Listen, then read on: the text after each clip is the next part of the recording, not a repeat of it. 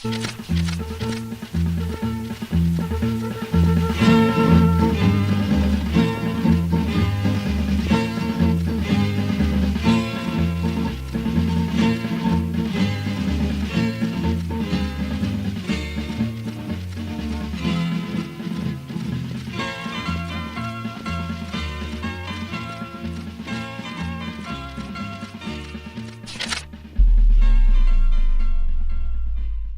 یادی ئازیزی کاک حەمە حوسێن کەریمی. دەزانم دڵە گەورەکەت سێڵاوی باوەڕ و خۆشەویستی و هێرش بوو. لە چاوان تا ئەستێرەکان دەتوانەوە نیگایان هەر لە خۆری گەشت بوو. دەزانم زەردەخەنەی گزنگی خۆرەتاو لای تۆ زوو ئاوا بوو. شەفەقی سووری ئاسمانی هیواتان داخەکەم زوو لێڵ و تاریک بوو. دەزانم لەگەڵ فوادا پەیمان و بەڵێنتاندا بوو بە هەژار و چەوساوەکان لە ڕێگەی شۆڕشێکی سووردا بە خوێنی گەشتان ببنە گەڕ بۆ جەستەی دوژمنان. دڵنیا بن ئەی شۆڕە سوارانی سەرتۆپ و ئاڵا هەڵگر و پێشەنگی شۆڕشینێ، ئاڵای بەرزی هیواتان قەت نەوی نابێ و هەر بەرز و سوور و شەکاوە دەبێ. پیرۆز بێت 26 ڕێبەندان ڕۆژی کۆمەڵە. سڵاتان لەبێت و ئەم کاتتان باش بینەرانی خۆشەویستی تەلەڤیزیۆنی کۆمەڵە. زۆر خۆشحاڵم بە یارمەتی هاوڕێنی هاوکارم با بەرنامەیەکی تایبەت بە بۆنەی 26 ڕێبەندان ڕۆژی کۆمەڵە لە خزمەتتان داین. هەر لێرەوە بەنۆبەی خۆم ساڵڕۆژی ئاشکرابوونی کار و چالاکی کۆمەڵە پیرۆزبایی لە هەموو هاوڕێیان لە هەموو ئەندامان و لە هەموو ئەو کەسانی کە دڵیان لەگەڵ کۆمەڵەیە بە تایبەت بنەماڵەی سەربەرزی گیانبەخت کردوان دەکەم. ئازیزان لەم بەشەی بەرنامەکەماندا داوامان لە بەڕێز کاک ئاکۆ ئەنوەری ئەندامی کویتەی ناوەندی کۆمەڵە کردووە تا لەم بەرنامە تایبەتدا بەشدار بێت. هاوڕێیان کۆم کاتت باش، زۆر سپاس بۆ ئامادەبوونتان. سڵاو بەیەوە بۆ بینەرانی خۆشەویستی تەلەڤیزیۆنی کۆمەڵە، کاتی خۆتان باش لە خزمەتان. زۆر سپاس بەخێر بێت. پێشەوەی کە پرسیارەکان دەست پێ بکەم بە بۆنی ئەم ڕۆژەوە گەر قسەیەکتان هەیە فەرموو. بەڵێ منیش باش بە حاڵی خۆم. پیرۆزبایی 26 ڕێبەندان ساڵڕۆژی ئاشکرابوونی خەبات و چالاکیەکانی کۆمەڵە لە هەموو ئەو کەسانە کە بە جۆرێک لە جۆرەکان ڕزگاریان لە ستەم و چەوسانەوە گرێدراوە بە بەرەو پێشوونی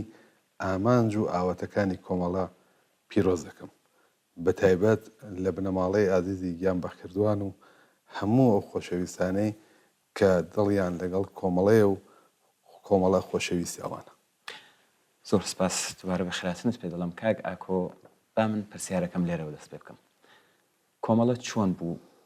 ئاوا لە ماوەیەکی زۆر کورتدا ببێتە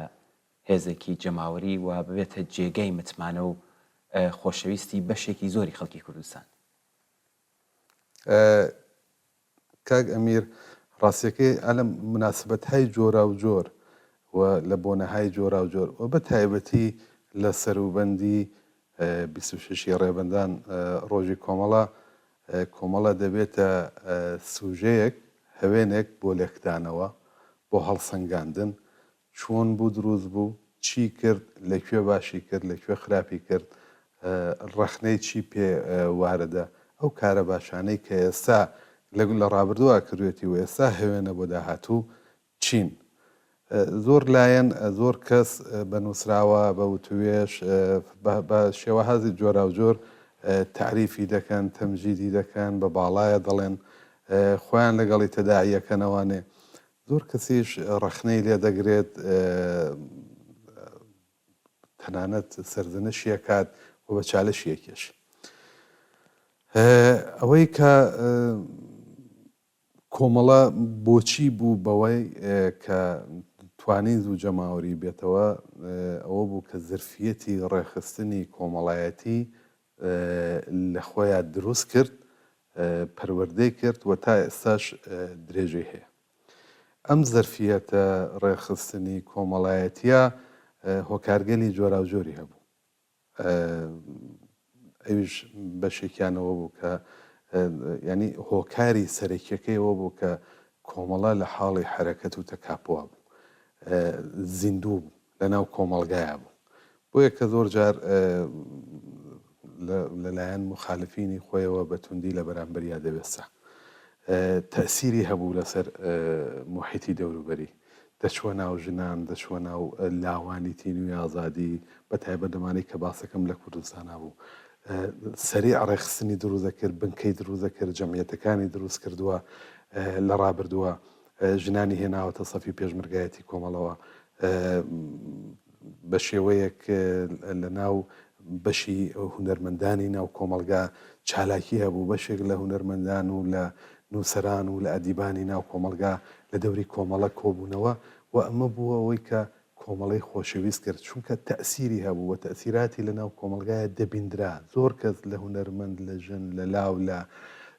چین و توێژەکانی ناو کۆمەلگا خۆیان لەگەڵ تەشیلاتی کۆمەڵەیە بینی و بە عام خەڵکی کوردستان کۆمەڵی بە خۆشەویستی خۆیان نەزانیت کۆمەڵی خۆی خاوەنداریەتیە کرد لە هەموو ئەو کێشە و ئاریشانەی کە لە ناو کۆمەلگایە وجودیە بوو هەموو شتێکی بێ خۆیەزانی ڕێگا حەلیشی بۆیان هەبوو کێشەی گەنجانی بە کێشەی خۆیەزانی کێشەی خەڵکی کوردستانی بە کێشەی خۆیەزانی حەلیسەی ملی بە کێشەی خۆیەزانی کێشەی ژنانی بە کێشەی خۆیەزانی بۆ یەکە بە سورعات جەماوەری بووە ئەمە بووە هۆکاری خۆشەویستی لە ناو خەڵکە تەسیری هەبوو وتم وەختێک کاتێک بنکەی دروست دەکرد جەمیەتی دروست دەکرد لە ناو شارەکانی کوردستانە مقاومەتی ڕێخست دژ بە کۆماری ئیسلامی حرەکاتی کۆمەڵایەتی ڕێگە خست لە کۆچی مەریوانەوە بگرە تا شەڕی 4 ڕۆژەی سنە هەمووی ئەمانە خەڵکی کوردستان زانی کە لایەنێکی سیاسی هەیە کە تەسیری هەیە لە ناو کۆمەڵگایە کە جێگە پەنجەی دیارە لە دەوری کۆبوونەوە زیندوو بوو لە ناو کۆمەلگا بوو لە تەحولات و لە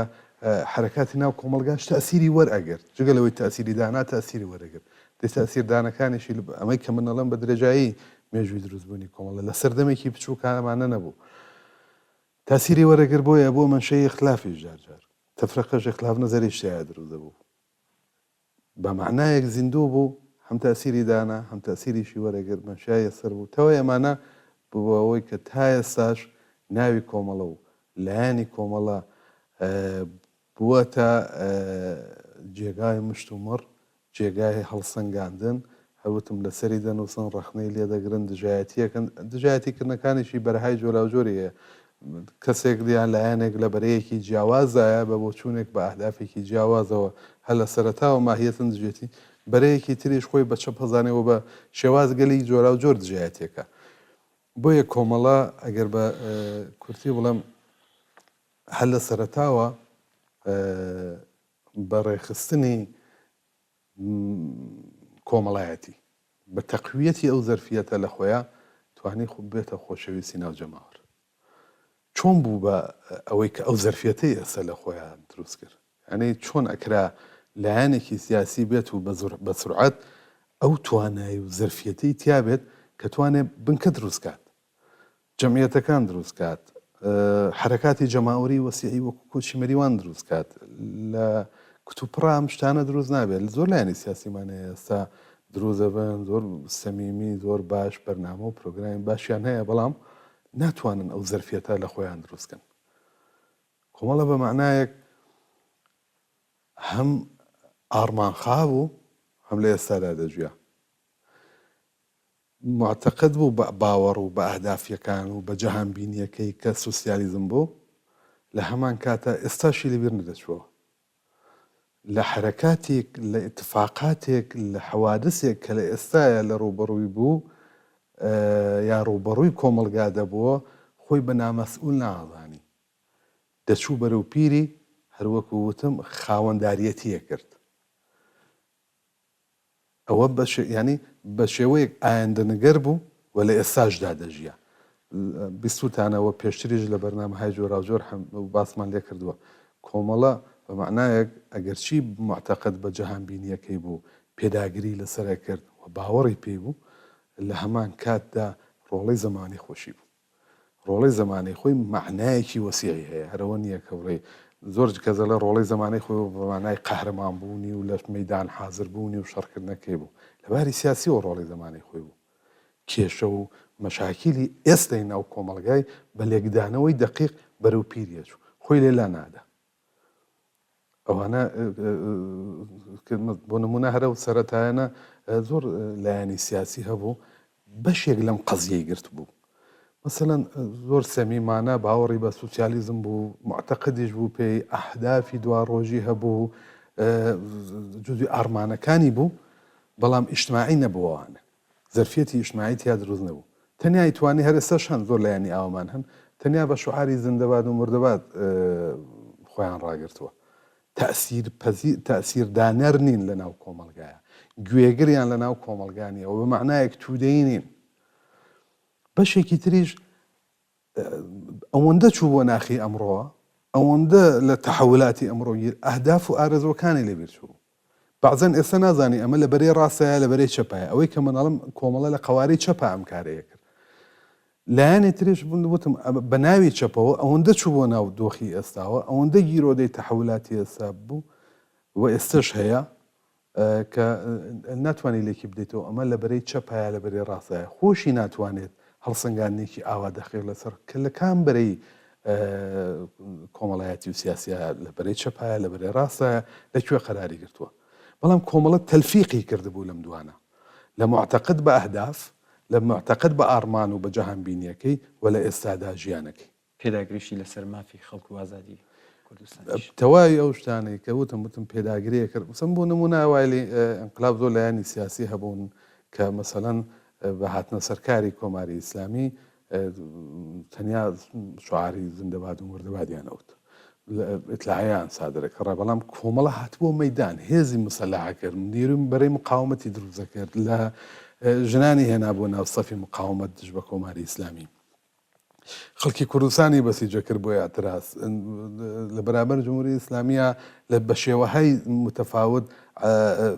سازماندەهی و مبارزەیە کرد. ئەمە ینی هەم معتەقد بوو بە ئارمانەکانی، معتەقد بوو بە سوسیالیزم و لە پاڵەوەش جگەلەوەشی سوسیالیزمی لە قاڵبی شوعار دەرێنابوو، ینی عینیەتی دابوو، معنای مادی دابوو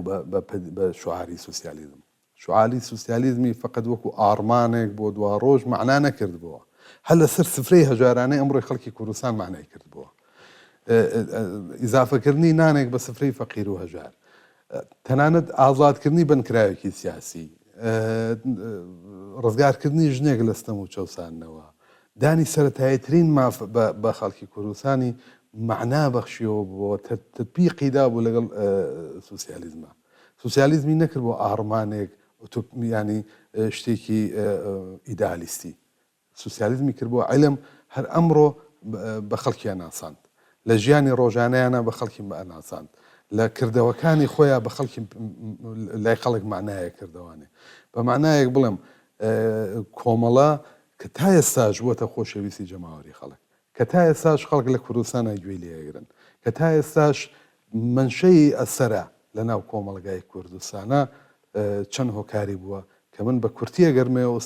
سێ هۆکارە بخەمە لای یەکترین ئەوە زەرفەتی بەسیجی کۆمەڵایەتی، ڕێخستنی کۆمەڵایەتی، ئایندەنگەری لەگەڵ ئێستا ژیانکردنیە، تێکەڵاوەتی ئەو دوانە و بەشی سێوەمی شێوە بوو کە سوسیالیزمی عینیەت پێدا بوو لە ناو کۆمەڵگای کوردستانە، کردبووە شتێک کە کاریگەرێکی فەقیری هەژار کە لەبەر شرایەتی مادی نەیتوانی بوو بچێتە مەدرسەوە لە واقعیەتەکانی دنیای خۆی ئاگاه نەبوو بەسەر منافعی خۆیان، بە زمانێکی سادە لە ژیانی ڕۆژانەی خۆیان معنای کردبووە و کاریگەرێک زۆر ڕاحەت دەیتوانی لەگەڵ کۆمەڵە خۆی تەداعی بکاتەوە. ژنێک زۆر ڕاحەت پەیوەستە بوو بە کۆمەڵەوە و دنیای ئارەزوەکانی خۆی و گەیشتنی بە ئارەزوەکانی خۆی و ڕزگاری لە ستەم و چەوسانەوەی لەگەڵ کۆمەڵە تەداعیە کردەوە. لاوێکی تینوێ ئازادی شەروەتر، باقی قشرەستەم لێکراوەکانی هونەرمەندان هەروەتر، هونەرمەندان تۆ ئەگەر چاو لە مێژووی کۆمەڵە بکەیت دەیان هونەرمەند و موزیسیەن و شاعیر و ڕۆشنبیر و لە بواری ئەدەبی و تەنان مجەسەمە سازی و هەموو بوارە جۆرا جۆرەکان خۆیان لەگە کۆمەڵە تەداعیە کردەوانێ، لە کۆمەڵە نزیک بووبوونەوانێ، کۆمەڵیان بەی خۆیان نەزانی بۆ چونکە خواستەکانی ئەوان لە لای کۆمەڵە جوابی وەرەگرت. ئێستاش تا زۆریان بەتایبەت لە ناو کورد شاید بە بەشێکی زۆریان لە کوردستانی ڕۆژهەڵات ژیانەکەن بەڵام حتا ئەو ئەمەلکرد و کردەوەکانی ئەو سەردەمی کۆمەڵە هێشتا کۆمەڵی لەلای ئەو چین و توێژە خۆشەویست هێشتوتەوەن. ئاکۆ دەستخۆش ئیشارەت بە زۆر خاڵی گرنگ کرد ئەوەی کە هاوە کۆمەڵە چۆن بولماوەکی کووردا تایبەتەن هێنانی ژنان بۆ نێو ڕێزی خەباتی چەکدارانە ئەمە یەکێک لە گرنگترین حرەکەتەکان بوو کە لەلایەن کۆمەڵەوە کرا. دواتر ئەم گرنگیدانە بە موسیقا و هونەرە دەستخۆشکە ئاماژەت پێدا کەمە کەم خۆش کە قسە لەسەر کرد. کاک ئاکۆ خۆت ئاگاداری ینی هەم کوردستان و هەم کۆمەلگا گۆڕاون ینی بەنسبەت ئەم نیم سەدەی کە ئێستا ئەم ڕابردووی کە باست کرد ئەو سەردەمی کە کۆمەڵە چالاکیەکانی ئاشکرا کرد. ئایا پێت وایە کۆمەڵە توانیوێتی خۆی نوێ بکاتەوە یا مەسەلەن بە جۆرێک بڵین وڵام دەرەوەی خواست و داخوازیەکانی ئەمڕۆی ئەم سەردەمەی خەڵکی کوردستان ینی ببێت و بیشیداتەوە؟ کاگەمیر وتم یەکێک لەو شتانی کە کۆمەڵی کردبووە خۆشەویستی ناو جەماوەر هێزی ڕێخستنی بوو کۆمەلگاکەی خۆی ناسی ئازارەکانی ناسی چین و توێژەکانی کۆمەلگای ناسی و خاوەنداریەتی کرد. هەروەکو خۆتان باسی لەکەن چین و توێژەکانی کۆمەلگا گۆڕانکاری بەسەرهاتوو لە ئەم جیلەی 40 ساڵ 50 ساڵەوە پێش نییە جیلێکی نوێیە ارتباطات دنیای ئینتەرنێت بە قەولی ڕفیقێکمانەی بوو ئێمە تەنانەت جیل نەسلی ئێمە توانیمان مۆبایل بەدەستەوە بگرین بەڵام نەسلی ئێستا لە ناو مۆبایلە لەدایک دەبن لە ناو ارتباطات لەدایک دەبن نەسرێکی بە دەرەجاتێکی زۆر ئاگاه بە زۆر مەسائلە نەک فەقەت لە کوردستان و ئێران بەڵکو لە هەسی دنیاە دەستڕەسی بە تەکنۆلۆژی هەیە. کۆمەڵا گەرەوێ ڕۆڵی زمانی خۆی بێ کۆمەڵا ئەگەربی هەوێت هەمان هێزی ڕێکخەری کۆمەڵایەتی لە خۆیان حەفزکە ئەو زەرفێتانەی کە پێشتر وتم باسمان لێ کرد و تا ئێستش ماوە بەخۆشیەوە بە هەر کەم و کوڕیەکە و کە هیبێ دەبێت ئەو جیلە نوێی ناو کۆمەڵگا بناسێت هەیەجانەکانی بناسێت دنیای ئارەزوەکانی ئەبێ بناسێت بە معنایەک کۆمەڵناسیەکی نوێ لە ناو ئەو کۆمەلگایە هەبێت و بەپێی ئەوە ببێتەوە ڕۆڵەی زمانی خۆی. ئەگەر ئەوەمان نەکرد دوو حاڵەت بێشت یا دواکەوین یا لە جێگەی خۆمانە ئەبێ فقط دانیشین هەڵ بڵین بە ڕابردووی خۆمانە بەرەو پێش ناچین بە چاوی ڕەخنەگرانە و دڵسۆزانە لە ئێستای خۆمان و بە ئەزمون وەرگرتن لە ڕابردووی خۆمان ئەبێ ڕێگای داهاتوومان هەموارکەین. ئەگەر وانەکەین بە بڕوای من لە زۆر بواردا ئێمە وتم یادواکەوین یا لە جێی خۆمانەمێنینەوانە و ئەو شتانی کە پێم وت لە سەرەتاوە جوجی خسڵەتهای ئەساسی تەشکیلاتی کۆمەڵە بوو ئایندە نەگەری و ئێستا ژیان و هێزی ڕێخەری ئیجتیماعی و من بۆیە کە ئەم سێ خاڵە مرەتەب تاکی بە بڕوای من سێ خاڵی زۆر گرنگ بوو و عینیەت بەخشین مادیەت بەخشین بە سوسیالیزم وەک جەهانبینی خۆی ئەگە بمانەوێ لەگەڵ ئەم کۆمەلگایە ئیتر ئەو مێتۆدەی ڕابردوو لەوانەیە بۆ ئەم نەسلە جواب نەداتەوە. تەکنۆلۆژی پێشڕەفتی کردو ئەبێ ئێمە لەگەڵ تەکنۆلۆژیا بەرەو پێشین دەنگی ئێمە ڕەنگی ئێمە کەناڵی تەلەڤیزیۆنی ئێمە میدیاکانی ئێمە دنیای مەجازی و تۆڕە کۆمەڵایەتیەکان هەمووی ئەبێ لەگەڵ تەکنۆلۆژیا بەرەو پێشێت ئەبێ میدیایەکی قەوی بێت کە دەنگ و ڕەنگی و پەیامی ئێمە لەگەڵ ئەم تەکنۆلۆژیە نوێیە بە شێوازی نوێ بگەیەنە بە کۆمەڵگای خەڵک جگەلەوە مەزموونی پەیامەکانیشمان من ئیتر بەو دروشمانەی کە لە ڕابردووە بە کۆمەڵانی خەڵکی کوردستانمانەدا بەو دروشمانەی کە بەو پەیامانەی کە بە کرێکاران و زەحمەتکێشانمانەدا بەو ئەدەبیاتەی کە لەگەڵ ژنان ئاخسەمانە کرد لەگەڵ کچی ئێستا و ژنی ئێستا و نەسلی ئێستا ناتوانین هەر بەو پەیامە هەر بەو ئەدەبیاتە هەر بەو لەحنە قسە بکەیت. وتمە بێت دنیای ئارەزوەکانیان بناسیت هەیەجانەکانیان بناسیت ویست و خواستەکانیان بناسیت و پێیان بڵێ ئێمەین ئارەزوەکانیەوە بەدیێنین بە تایبەتی دوای شۆڕەشی ژینات تەجروبەیەکی زۆر باش دراوەتە دەست هەموو لایەنەکان لایەنە چەپەکان بە تایبەت و بە تایبەتی تریش کۆمەڵە ئەگەر چاو لە دروشمەکانی دەورانی شۆڕەشی ژینا بکەیت ئەگەر چاو لە هەڵس و کەوتی لاوان و گەنجانی تیونی ئازادی لە ئێران و کوردستان بکەیت ئەگەر خواست و ویست و ئارەزوەکانیان کە لەسەر شەقامە لە بەرامبەر داگیرکەر و لە بەرامبەر دیکتاتۆریەتێکی زاڵمی وە کۆماری ئیسلامی بکەیت دەزانن ڕاچڵەکانێکە پەیامێکە بۆ لایەنە سیاسیەکانیش کە ئەمجی لە نوێیە گۆڕانکاری جدی بەسەر هاتووە ئارەزوەکانیان ئارەزوهایەکن کە چیتر بە سرود و بە تراکتی حەماسی ناتوانانی ئاگاهیان بریتە سەر دەبێت لە زبانیان بزانیت لە ئەدەبیاتیان بزانیت و بزانیت چۆن بۆیانە دوێی ئەگەر ئاگاهی لایەنێکی سیاسی لە ئاگاهی کۆمەلگا لە دوا بێت لە ئاگاهی گەنجانی ئەو جامعە لە دوا بێت دڵنیایتر گوێگری نامێنێت ئیتر وردە وردە ئەو تەشی ئەو کۆمەڵە ئەو زەرفیەتە ئیجتماعیە لە دەست ئەو حرەکاتە ئیجتماعیە ئەو سازماندەهیە ئیتر کۆمەڵە ناتوانێت لە کوردستان بنکە دروستکە جەمعیەت دروستکە لە مەریوان و خەڵک هەڵسێنەبی با بۆ سنە ئەگەر نەیناسیت ئەگەر جواب بەویست و خواستەکانیان نەدەیتەوانێت بۆیە کۆمەڵا بێ خۆی تەطبیق بدات لەگەڵ ئەو شەرایەتە نوێیە لەگەڵ ئەو جیلە نوێیە لەگەڵ ئەو تەکنۆلۆژیە نوێیە ئەگەر وانەکات تکرار یەکەمەوە یا دواکەوین یا لە جێی خۆمانە ئامێنینەوە تەنیا دەبێت بە باڵای ڕابردوومانە هەڵبین هەنگاوێکیش بەرەو پێش ناچین لە مدیریەتی کاری تەشکیلاتیەوە بگرە لە کاری ڕێخستنەکانمان لە ناو خۆوە بگرە هەتاکوێ زۆر مەسایلی ڕیز و دروشتی ناو حزبێکی سیاسی بەو هەموو زەرفیەتەوە کە هەی بۆ لە ڕابردووە ئەگەر لانیکە بمانێ و زەرفیەتە بێڵینەوە ئەبێ ئێمەش نوێخوازی بکەین نوێخوازی نەکەین نوێخوازی لە ئەهداف نا لە ئارمان نا لە بەرنامە نا لە شێوازی کاری تەشکیلاتیمان لە شێوازی ڕاگەیاندنمان لە شێوازی ڕێخستن و کاری ناوخۆمان لە ناوخۆوە لە تەواوی ئەوانەیە بێت ئێمە منتەقدانە لە زمنی ئەوەیە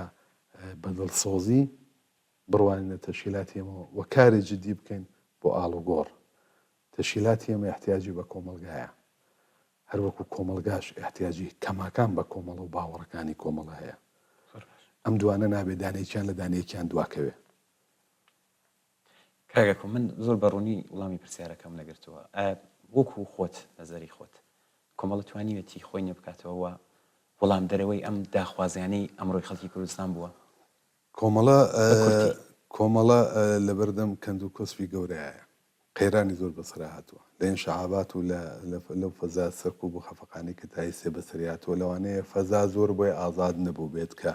لە هەموو بوارەکانە بێ خۆی نوێکاتەوە بەڵام هەوڵی داوە چەندێک توانیوێتی بەرەو پێشێت ئەوە بێ خەڵق قەزاوت کات چەنە توانیوێتی لەگەڵ خواست و ویسی ناو کۆمەلگا خۆی نوێ بکاتەوە دەبێ خەڵق قەزاوەتی لەسەر بکات بەڵام بە بڕوای من هێشتا کارمان زۆر ماوە ئەنی هەڵسەنگاندن و خەسارناسیشتان کردووەوە بە دەرەجاتێک بە دەرەجاتێک ئەگەر من بڵێم تەواوەتی دانیشتوین کۆمیتەیە کۆمیسیۆنێکمان داناوە خەسارناسیمان کردووە هەڵسەنگاندنمان کردووە بەڵام میکانیزمەکانیمان هەیە لە کۆنگرەکان لە پلۆنۆمەکان لە جەلەساتی خۆمانە بەردەوام هەڵسەنگاندن لە کار و فعالیەتی ڕۆژانە و سیاسی خۆمانەکەین ئەوانەی کە پێمان باشە تەقویەت یەکەین ئەوانەشمان پێ نەقسە ڕەخنەی لێگرین و هەوڵە دەین لایبین بەڵام ئەوەی کە ئێستا تەشکیلاتی کۆمەڵە بە هەموو تواناکانیەوە ئیدەئالی ئەمڕۆ بێت باتەوەجو بۆ تەحولاتی کە بەسەری ئەی لە کۆمەلگای خەریکە هاچێتە پێش باتەوەجو بۆی کە تەغیرات چاوەڕێی ئاڵوگۆڕ لە ئێمە ناکات ئێمە ئەبێ سەریع بین لە خۆ تەطبیقدان لەگەڵم شرایەتە نوێیە ئێمە ئەبێ ئەگەر کەممان کردووە ئەبێ هەوڵی بۆ بدەین زیاتری بکەین و من باتەوەجو بە تەغیرات و تەحولاتێکە لە ناو کۆمەلگا بەرەو پێشەوەیە لەوانەیە ئەم تەلاشە ئەم هەوڵە بە هێواش بزانم بەڵام ناوەستاوە کاگەکۆ بۆ خۆت هەڵبەت دووجار لەسەر ئەمەش تاکیدت کردەوە ئەمە شتێکە نەکۆڵی لێ ناکرێت کۆمەڵە خاوەنی ڕابردوویەکی زۆر پڕشنگدار و پڕشکوێوە جێگەی ڕێزیشە بە هەزاران پێشمەرگە بە هەزاران چالاکانی شارەکانمان لەم ڕێبازەدا گیانیان بەخت کردووە و زۆر کەسیش و کادرهایەکی زۆر خۆشنا و لێ هاتووش لە دەرەوەی خودی کۆمەڵن ئەوڵ دەبێت چ مکانیزمێک بترێت چ مکانیزمی دەبێدانرێت بۆ ئەمانە ئایا ئەسڵم بۆوە کار دەکرێت و ئەو بەستێنە چۆن پێک دێت و ئەوی کە دەڵی کە دەبێت بەستێنێکی سەرێکی چەپ و دووبارە کۆمەڵە بێتەوە جێگەی متمانە و خۆشەویستی بەشێکی زۆری خەڵکی کوردستان وتم ڕابردوومان پڕشنگدارە ڕابردوومان پڕ بۆ لە فداکاری پڕ بۆ لە ئارەق ڕشتن لە خوێن ڕشتن و ئەوانەی کە باشوە هەن کۆڵی لێ ناکرێت و هەر ئەوەیە کە ئێستا ژێمە ئەو زەرفێتانەمان بە هەموو کەم و کەسریەکانەوە حفظ کراوە زەرفێتی بەسیجی کۆمەڵایەتی لە ئێستا ژیان چوزانم هەر ئێستا ژێمە ئەوانەی کە باسم کرد کە ئەو سێ خاڵە گرنگە کە ئەبێ لەسەر ئەو سێ خاڵە زۆر تاکید بکەینەوەانێ وتم بە تایبەتی وەختێک باز لە دروستبوونی زەرفێتی کۆمەڵایەتیەکەین زەرفێتی کۆمەڵایەتی شتێک نییە ئەبەدی و ئەزەلی بمێنێتەوە بۆ لایەنێکی سیاسی خەڵک لی ئەتارێت ئەگەر بە ڕۆژ نەبێتەوە خەڵک لی دوور ئەکەوێتەوانێ ئەگەر خۆی تەطبیق نەدا لەگەڵ شرایەتی ئەمڕۆی کۆمەلگا بە حفزی باوەڕەکانیەوە ئەگەر لە باوەڕەکانی دوورکەوێتەوە لە ئامانجەکانی دوورکەوێتەوە ئەویش هەر بازم خەڵک لە دەوری ئەتارێ تەرکیەکات لە دەوری کۆ بێتەوە بەڵام پێم وایە کەماکان کۆمەڵە و بەستێنەیە کە دەتوانێت چەپی کۆمەلگا لە دەوری خۆی کۆبکاتەوە هۆکار چییە؟ هۆکارەوەیە کە من پێم وایە شاو زەرفێتانی تێماوە ئەو زەرفێتانی کە سێ خاڵی ئەسلی بوو من باسم لێکردن و زۆر شتی تریشن بەڵام لە بڕوای منەوە چای ڕفیقێکی تر بێت شتی تر باسکە نقطە قووەتی تر باسکە بەڵام لە ڕوانگەی منەوە ئەو سێ ئەسڵی تێماوە بۆ ئەوەی کە دەرگاکان فراوانتر بێتەوە بۆ ئەوەی کە خەڵکی زیاتر تعدادێکی زۆر کۆمەڵەیی بوون تعدادێکی زۆر دنیای ئارەزۆکانیان لەگە کۆمەڵە تەداعیە بێتەوە تعدادێکی زۆر لە خەڵکی کوردستان چ لە ناوخۆ چ لە دەرەوەی وڵات هێشتا کۆمەڵە بە خۆشەویستی خۆیان نەزانن وەک بەشێک لە ماڵی خۆیان خۆشیان بە کۆمەڵەوە پێناسە دەکەن هەر لەلاش بێەوەی کە ئەندامیە بم خۆیان بۆی کە ئەوانە بێنەوە ناو کۆمەڵە و لەگەڵی مەتەداعی ببنەوە یەک ئەسڵ زۆر مهمە ئەوژەوەیە تەشکیلاتی کۆمەڵە بە لە نەزەرگرتنی بیر و بۆچوونی جیاواز بە لە نەزەرگرتنی ئەوەی کە وتم ئەوەی زۆر مهمە باوەڕە ئامانجە ئەڕمانە لەوە نابێ هیمکن عقب نشینی بکەین لە بە خاتیەوەیکەوە کەسانێکن لە ناو تەشکیلاتی کۆمەڵە وتم کۆمەڵە تەسیریشی وەرگرتووە و تعدادێک لە ئامانجەکانی دوور کەوتونەتەوە بەڵام ئەوانەی کە خۆیان لەگەڵ ئامانجەکانی کۆمەڵا بینەوە ئەوانەی کە لەگەڵ باوەڕەکانی کۆمەڵەوە کۆمەڵیان هێشتا پێ ئەو زەرفە مناسبەیە کە تاسیردام لەسەر کۆمەلگا بە بڕوای من ناو تەشکیلاتی کۆمەڵا ئەبێت زەرفیەتێک لە دیموکراسی بە معنای واقعی لە خۆیان دروست کات کە ئەگەر بۆچوونهای متفاوت نەزەراتی متفاوت لە ناویە پیا بوو شکلی گرت بتوانێت فەزا هەبێت بۆ قسەکردن بۆ ئیبرازی نەزەر بۆ دەربڕینی بیر و بۆچوونی جیاواز بۆ ئەوەی کە بمعنای واقعی ئەگەر لەسەر کاغەز و لەسەر فقط شەفاهی ئەمانە باز نەکەین بۆ شعار و بۆ دروشم بە معنای واقعی بیر و بۆچوونی جیاواز ڕێگای گەشەی لایەنێکی سیاسیە لەناو لایەنێکی سیاسی ئەگەر بەستێن بۆ بیر و بۆچوونی جیاواز فراهم نەبێت ئەگەر کەسانێک کە بە بیر و بۆچوونی جیاوازەوە نەتوانن بم بە نەزەراتی جیاواز بیر بۆچوون ئەوە تۆزێک تەفاوتە هەیە من وتم کەسێک ناتوانێت زۆر ئۆڵترا ڕاست بێت بێتە ناو کۆمەڵا کەسێک ناتوانێت خۆی مەسەلەن لە زۆر متەدەین بێ یا شتێک بێ بڵێم بێتە ناو کۆمەڵە مەزورم ئەوەی کە چەپە ئەوەی کە معتەقەد بە سوسیالیزمە ئەوەی کە معتەقەد بە ئینقلابە لە ڕێگای تووداهای خەڵکەوە بە بڕوای من کۆمەڵا بێ ئەو زەرفەیە کە بێ خۆی تیا ببینێتەوە و ئێمەژە بێ ئەو بەسرە فراهم بکەین بۆیە ئەمانە بە هەر بۆچوونێک کە هەیەە بە هەر نەزەراتێکی متفاوت کە هەیەە بتوانە لە ناو تەشکیلاتی کۆمەڵایە کار و چالاکی بکەن ئەویژەوەی ئەوان دەبێت بەدڵ ئاوەڵاییەوە لە فکری تەقوێتیان تەشکیلاتەیە بن شەرت نییە پێیوەست من ببنە ئەندام لە دەوری کۆمەڵە بن بەڵام کۆمەڵەژە بێت بەستەرێک فەزایەک فراهم کات کە ئەویش میکانیزمی واقعیەکەی بوونی فەزایەکی دیموکراتیکە لە ناو تەشکیلاتی کۆمەڵە کە بتوانن ئەم خەڵکانەش پێوەست بن بە کۆمەڵە تەقویەت بکەن کۆمەڵە بە مانای واقعی تەقویەت بکەن کە بتوانێت ڕێخەر بێت سازماندر بێت و ئەو خصوصیاتی کە لە گوزەشتای ئێستا شانازی پێەکەین تیا زیندووتر بێتەوە و تەقویەت بێت بە تایبەتی لەم شرایطە حساسەیە کە هەموو کەس ئەوەی کە تۆزێک دەستی بەسەر ئاگری سیاسیەوە هەبێ ئەوەی کە تۆزێک لە باخابێت دەڵێت تەحولاتێک لە ئێرانە بڕێکەوەیە کۆمەڵە بێ فەورەن خۆی سازمان بدات دۆستەکانی خۆی لە دەوری خۆی کۆبکاتەوە خۆی تەقویەت بکات ئەمە سرفەن کە باس لە ڕۆژی کۆمەڵە و کۆمەڵاینا لە بوارهای تر و لە ڕێگە پەیوەندی لەگەڵ لایەنە سیاسیەکانی ترە بێت چۆن بێتەوانەوە هەمووی لە شوێنی تر باسی لێکرد بەڵام وەک تەقویەتی کۆمەڵە بێت بەهێز بێت کۆمەڵە چۆن بەهێزە بێت تەنیا بە داوەتنامە بەهێز نابێت ئەبێ بەستەریشی بۆ فراهم بکەی ئەبێ مکانیزمەکانی بۆ فراهم بکەی کۆمەڵە تەنیا بەدانی دروشم بەهێز نابێت تەنیا بەوەی کە قسەی جوان و زریقە و بریقەدار بکەین بۆ خەڵک بەهێز نابێت ئەبێشتی واقعی بە خەڵک بڵێن ئەرزیابی واقعیمان لەسەر ڕووداوەکان هەبێت و ئەو ئیمکانە ئەو بەستەرە کە من پێم وایە ڕەوزەنەی ئەسڵیەکەی دەرگای ئەسڵیەکەی دروستکردنی فەزایەکی دموکراتیکە لە ناو تەشکیلاتی کۆمەڵەیە ئەبێ فراهم بێ بۆی خەڵکانێکی ترتوانن پێیوەست بن و تەقویەت بکەن دەست خۆشکاگا کۆمە زۆر گرنگ بوو بۆیە من تاکیدم کردەوە لە پرسیارەکە دووبارە دیار بوو لە پرسیاری دووەمیشدا ئیشارەت پێکرد چون خودی کۆمەلگای کوردستان تەحەزوب یافتەیەوە هەر خودی کۆمەڵەش ئەلان چوار لایەن بە ناوی خودی کۆمەڵەوە کار دەکرێت بۆیە زۆر گرنگە و زۆر دەبێت بە جدیش کاری بۆ بکرێت بۆ ئەوی کە کۆمەڵە دووبارە بێتەوە بەستێنی هەر بەستنی سەرەکی چەپ و دووبارە بێتەوە هەرچەم هەشە جێگەی متمانەی خەڵک و خۆشەویستی بەشێکی زۆری خەڵکی کوردستان من پرسیارێکم نییە کاگاکۆ لە کۆتاییدا ئەگە خۆتان نزانن ئاماژتان بە شتێکی نەوتراوە بەڵام لە قسەکانی کۆتایی تا شتێکات کەوتە چوار لایەن بەنای کۆمەڵەوە کارەکەن و لە حاڵ کۆمەڵە من ئەوەی کە مەوردی باسمام کۆمەڵەیەکەی سێ خۆم ئەندامیم و پێشمەرگەی لایەنە سیاسیم بەڵام لە هەر حاڵ ڕاستە بەرناوێکەوە هەموو تەشکیلاتێک بە دڵخوازی خۆی توانێت کار و چالاکوی و ئەوانە بکات بەڵام وتم کۆمەڵە ئەبێ ئەو سێ خصوصیاتەی تیابێت ڕێخەری کۆمەڵایەتی بێت معتەقد بێت بە سوسیالیزم عینیەت پێ بدان لەو کۆمەڵگا ئێستا و لە ئەهداف و ئارمانەکانی دوور نەکەوێتەوە ئەیژەوە بێت تا حدێکی زۆر خەڵک قەزاوتکەن کام کۆمەڵە تەقویەتەکەن کامە تەشکیلات ئەو ڕابردووی لەگا خۆی هێناوەوە ئێستش بە ئیفتخارەوە درێژی پێدا وتم یەکێک لەو شتانەی کە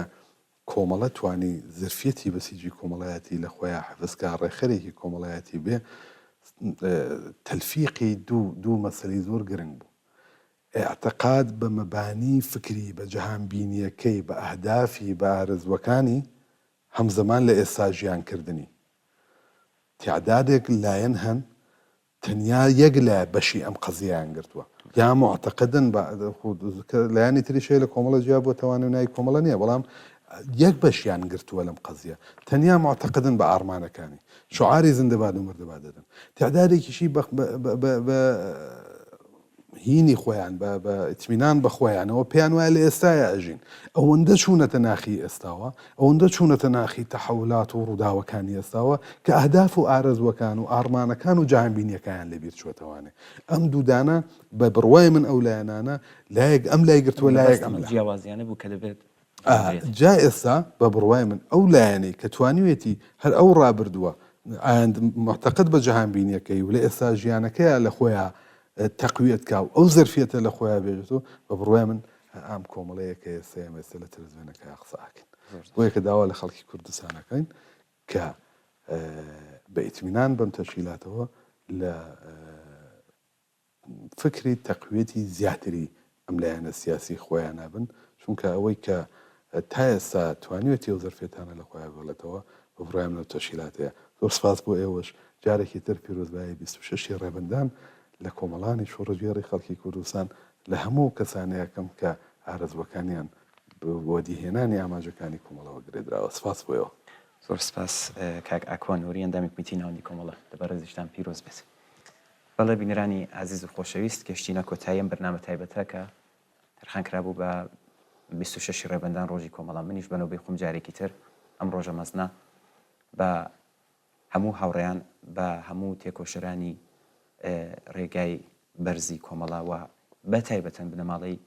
گیانبەخت کردووان پیرۆزبایی دەکەین تا بەرنامەیەکی تر کاتێکی خۆش بۆ هەموو لایەکتان.